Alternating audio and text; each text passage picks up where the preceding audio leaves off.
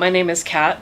I first realized I was bisexual around 13 or 14, and I think I first came out to like my friends and family around 15.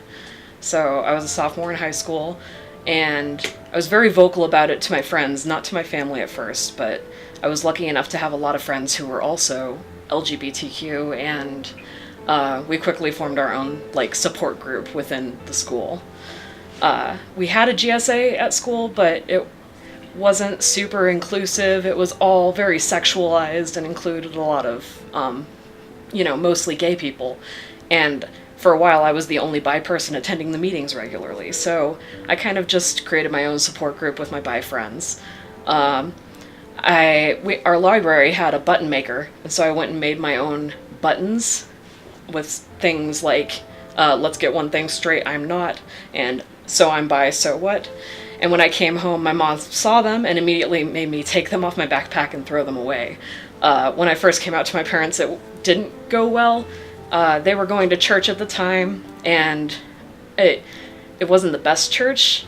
Very, like, toxic ideals of how women should serve their husbands, and very heteronormative business of, women should do this and men should lead and be in charge. And so when I came out, my parents were very upset about it, and my dad just kind of didn't want to talk about it, just wanted to pretend that nothing happened. My mom threatened to send me to a conversion camp, but didn't really follow through on it.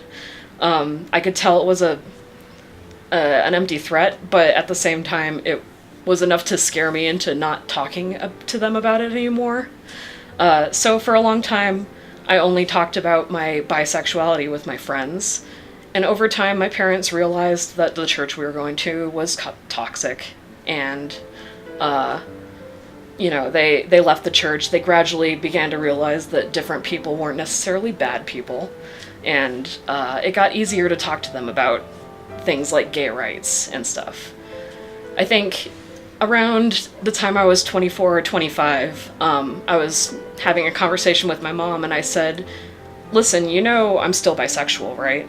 Like, I came out back in high school, but it wasn't a phase. I still very much feel that way about both men and women. And my mom was like, that's okay. I've gotten to the point now where I don't necessarily understand why you'd feel that way, but I can support you in that. And ever since then, it's been much easier to talk to my parents about that stuff. When I was around 25 or 26, I was very engrossed in Tumblr and social justice culture, and I started to learn more about third gender. And the more I learned, the more I realized I identified with it. And around 26, I realized, hey, I'm probably genderqueer. And the first person I came out to was my boyfriend at the time. He's my husband now. So his response was very supportive, and he basically was like, yeah, help me learn about this, because I don't know anything about it, but whoever you are, I support you in that. And to me, if it makes you feel better, I don't see you as a man or a woman, I just see you as Kat. And that was very validating for my identity. And after that, it became much easier to say, okay, I'm not a woman, I'm not anything, I'm just me. And I really embraced that and came out to my parents about it a couple years later. And it was very much the same thing. My mom was like, okay, yeah, I don't understand, but I support you. And if you want me to change my words to help you feel better about it, then I will. She's really bad at remembering gender pronouns, but her heart's in the right place. And so I kind of forgive her sometimes when she messes that stuff up. With everyone else, I try to remind them, it's they and them, not she and her. But for the most part, all of my friends have been very supportive, very quick to change their pronouns for me. And I've never had trouble coming out to my friends, because I think I've done a good job of surrounding myself with people who support me. And, it helps that a lot of my friends are also LGBT, because they understand what I've been going through. They've gone through it themselves. And we have a lot of, camaraderie because of that.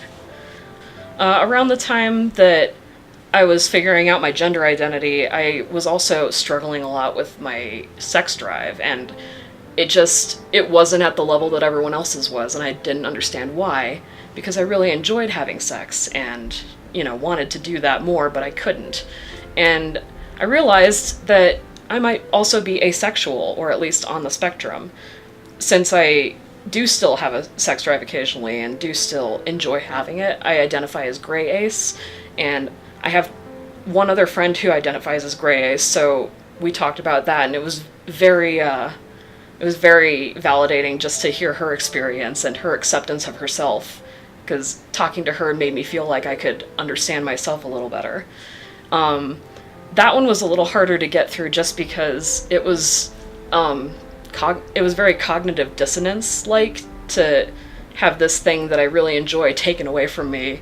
But I've come to terms with my asexuality over, like, just working through it with my partners and learning more about it on Tumblr and other resources. And, I'm very proud of the fact that I'm ace at this point. I still struggle with it from time to time, but it's part of who I am, and I wouldn't change that. Before I came out, especially with my gender identity, it felt like I was keeping a part of myself locked away, and to people I'm not out to, it still feels that way. But to people I'm not out to, I also feel like I can still be myself, and if they don't get that, then who cares what they think?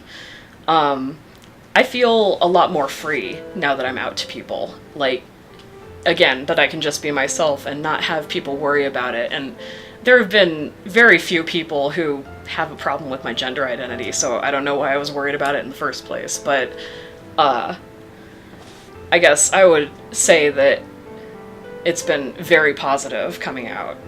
And part of that is because I have such a good support network of friends and family. I'm very lucky to have parents who accept me for who I am without questioning it. I think when I first came out to my parents, it was very rebellious, and a lot of it came from a place where I was angry at the world for not accepting of me, angry at myself for being different from everyone else.